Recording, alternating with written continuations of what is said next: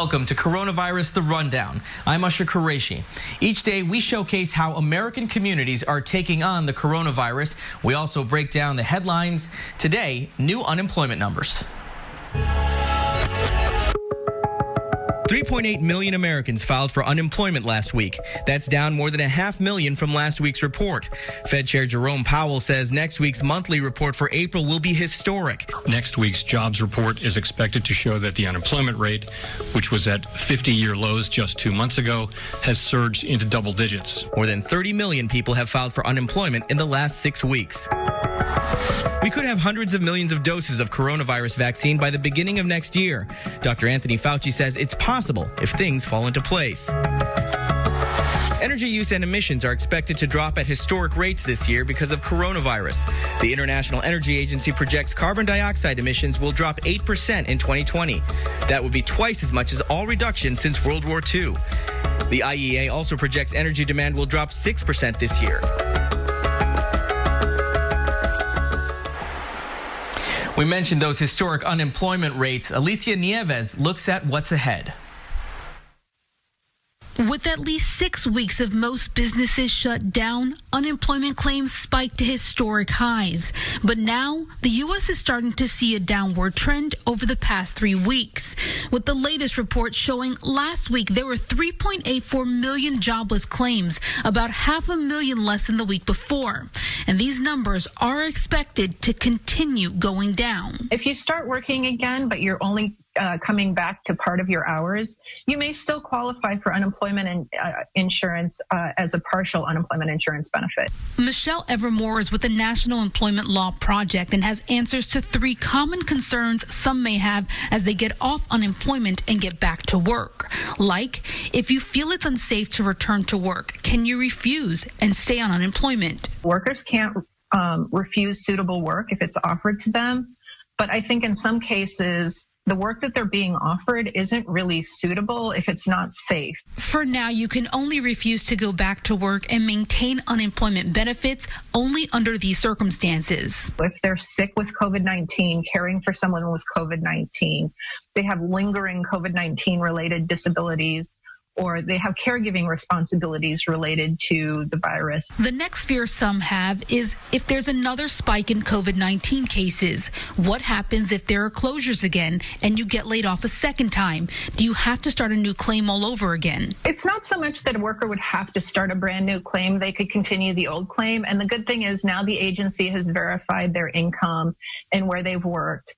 And so all the agency would have to verify is that they indeed did lose work again. Millions of Americans who have applied for unemployment over the past few weeks are still struggling to receive that money. In Florida alone, only 35% of their roughly 2 million unemployment claims have been processed, and only 20% have been paid. So what if you're someone who's been waiting for weeks for benefits but are returning to work now? Can your claim still process, and will you get the money for the weeks you were not working? Workers should absolutely qualify for unemployment for the weeks that they were unemployed, and that should apply retroactively. If your claim is denied for some reason, you can appeal it. Fight for your unemployment insurance rights. I'm Alicia Nieves reporting. Well, there's a lot of talk about antibody testing right now. It uses blood to determine whether patients have had COVID-19 in the past. If people have been infected, they may have developed antibodies that make them immune to the virus. But there is a possibility that they may still be spreading the virus. Doctors say having this information is helpful in many ways. It's just as much or more helpful on a population level to perhaps see, how many cases have been out in the community that we haven't diagnosed. What's the true prevalence of disease? And it can help kind of shape our public health efforts, learn who's perhaps more at risk, where we need to focus more efforts on going at prevention.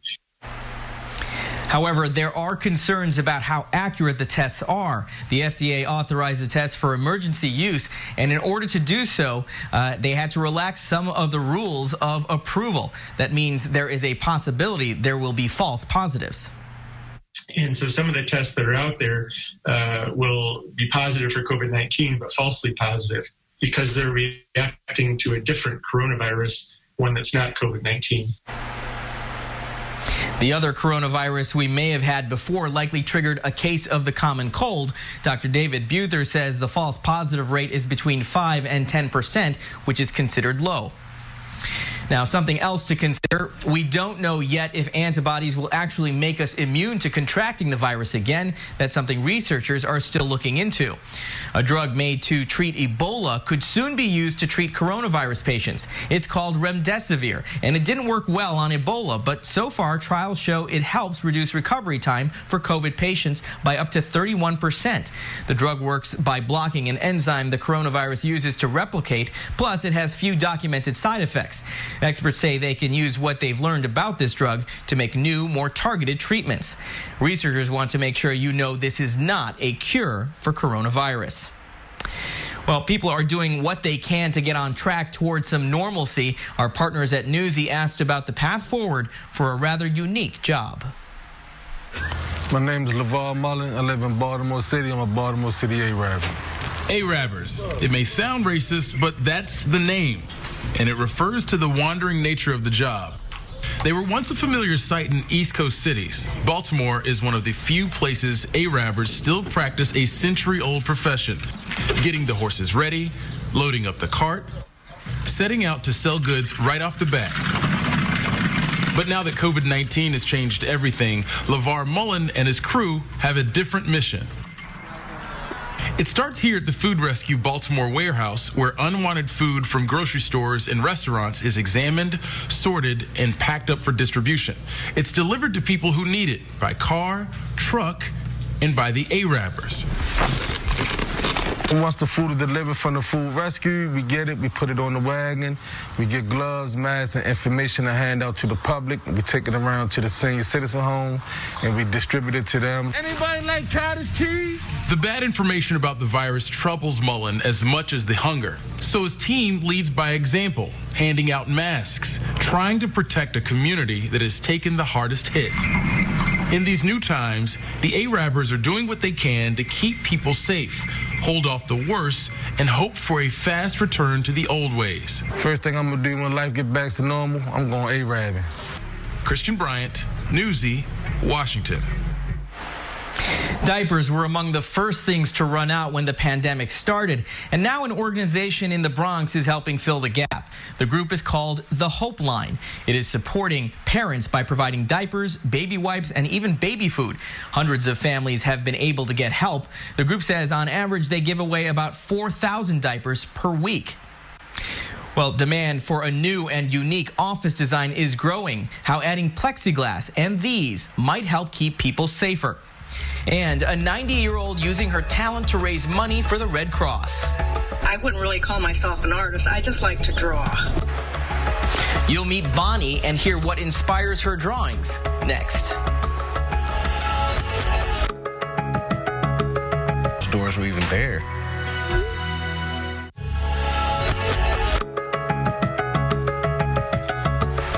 Starting Monday, if you want to visit Costco, you will need to wear a mask. The new requirements do not apply to children under the age of 2 or people who cannot wear a face mask because of a medical condition. Store hours will also go back to normal starting Monday. Some stores will reserve the hours between 9 and 10 daily for seniors and people with disabilities. As companies talk about inching back towards normal operations, employee safety is top of mind. Sean Toll shows us how it's fueling demand for a new type of workspace. It looks like normal business at Zybex Systems in Littleton. We manufacture furniture for 911 dispatch centers all over North America. But not all of this is normal. No, not the plexiglass. That's a new addition. The COVID-19 pandemic presented a new need for its customers, who are essential workers. We need to come up with a divider for our customers. We 3D printed a bunch of versions of this until we got it figured out and got it right, and then we actually have it made out of aluminum for the final edition. So they've sent those guards to dozens of dispatch centers. But the need is bigger. We're seeing regular office furniture customers starting to call because they really haven't gone back to work yet, and now all of a sudden they want to go back and they want some division and more protection at their work. They don't want this to be a permanent solution. I'm hoping that they'll be able to take these down eventually and kind of get back to normal, but it's going to be probably for a year or two, depending when this all gets resolved. They also developed a new type of pod for offices. It's a new product that's for social distancing in the office that lets you kind of collaborate and concentrate, so they go up and down. It's not a complete rebranding for the company, but it is a move in a different direction. It's not necessarily necessary for us to survive, but we can keep cranking along and add this on top. Helping people feel a little safer going back to work and help the office environment rebound. Move over, food truck. The food yacht is here, and it's helping one business owner stay afloat. Justin is serving meals in South Florida, a break from the high-end dinner cruises he did before. He says sometimes he's the only person in sight. Like one of those movies where you're the last people alive, you know? It's like this is what it feels like after the apocalypse. For now, it's open for the afternoons on weekends. Well, 1 in 5 Americans has at least one medical debt in collection on their credit report. Economists predict the numbers could get worse during this crisis. Chloe Nordquist is with a nonprofit trying to erase people's debt in bulk. You buy that debt and wipe it out. Craig Antico is the co-founder of RIP Medical Debt, a nonprofit that buys up bills and wipes them out for people. We've abolished over $1.5 billion of debt for over 700,000 people. Recently, the organization started the Helping COVID Heroes Fund to help frontline workers get rid of pre-existing medical debt. We now found between $70 and $100 million of debt of those people that we can abolish debt for. Here's how the process works. Say you have a past due medical bill sent to a collection agency. If left unpaid for a certain amount of time, it could then get sent to an attorney, impact your credit score, or for those who can't afford to pay it, sink them deeper into a financial hole. They just can't pay anymore. That's where RIP Medical Debt steps in. So the hospitals have to take a discount. Otherwise, they'll get nothing. So that's why they work with us, because they'd rather get something than nothing. More than 1 in 3 Americans struggle to afford the cost of their medical care. Nearly 1 in 6 has been contacted by a debt collector over a health care bill. There are just lots and lots of occasions where individuals have gone bankrupt because of medical costs. Matt Klaus has been a finance professor for over 40 years. How big of a problem is medical debt in the U.S.? It's a huge problem.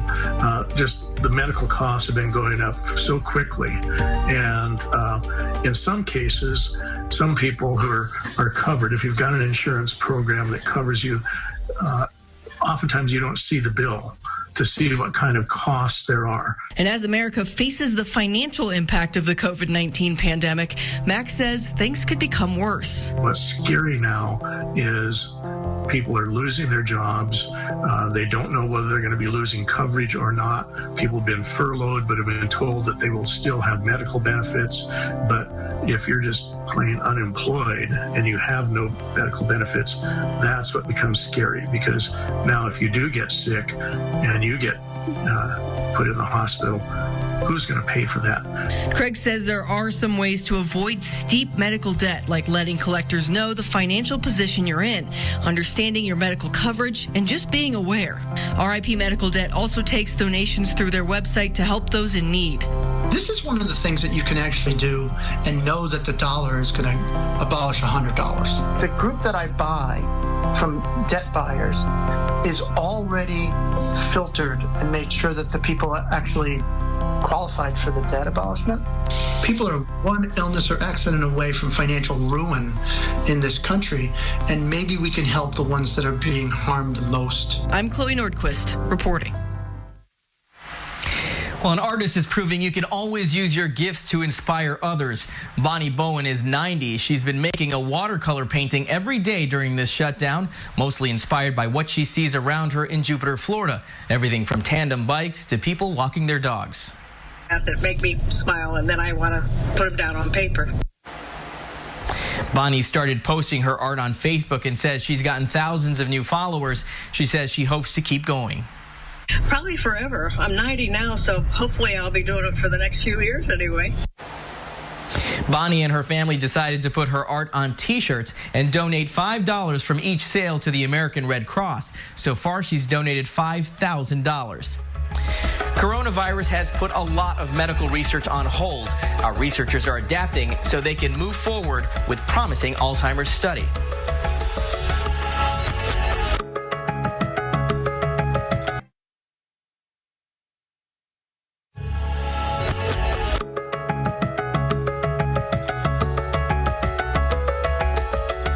Welcome back. The race to defeat COVID-19 has disrupted other scientific research. Labs changed course and some scientists had to put promising clinical trials on hold. Amanda Brandeis shows us how medical researchers are being forced to adapt when face-to-face visits aren't allowed. It's often described as the only major disease that does not yet have an effective treatment. Dr. Paul Azen has been working to combat Alzheimer's disease for more than 3 decades. We've really been working in this field since it started. It's been a long haul. We've made some progress. We have a long way to go. Director of the University of Southern California Alzheimer's Therapeutic Research Institute, his team has several studies underway. In a sense, they're all in jeopardy. That is, all procedures in every one of our studies has changed, and our ability to collect information and administer therapies has changed. They were on track to begin their largest study, with testing sites in every major U.S. city and countries around the world. Their research involves adults 55 and older, not yet showing Alzheimer's symptoms. Their brains function normally, but we see the plaque accumulating, and we're going to stop the plaque at that stage with this antibody. And we're very optimistic that this is going to make a big difference. But their goal of starting next month will likely be delayed. The drug must be administered in person. Age is vastly the major risk factor for Alzheimer's disease. It's also a major risk factor for morbidity and mortality from COVID-19. With 6 million people in the United States living with Alzheimer's disease, he wants to start as soon as possible. But in other fields, studies remain on hold, not able to resume until stay-at-home orders are lifted. Advancements will be delayed. This is a major disruption, but we're not going to let anything be derailed. We will continue to make progress. And with collaboration happening around the world, he's hopeful the science community will come out stronger. They're developing improved research techniques and learning how to do more remotely, all critical if faced with a resurgence of this or any pandemic. In San Diego, I'm Amanda Brandeis reporting. A coronavirus patient is out of the hospital, and it's just in time. The very special way this couple celebrated their 30th wedding anniversary.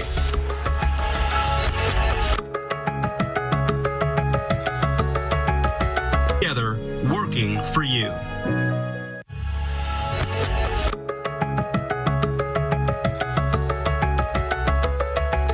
Welcome back. Each day we end the rundown with stories that remind us of the good that is happening all around us.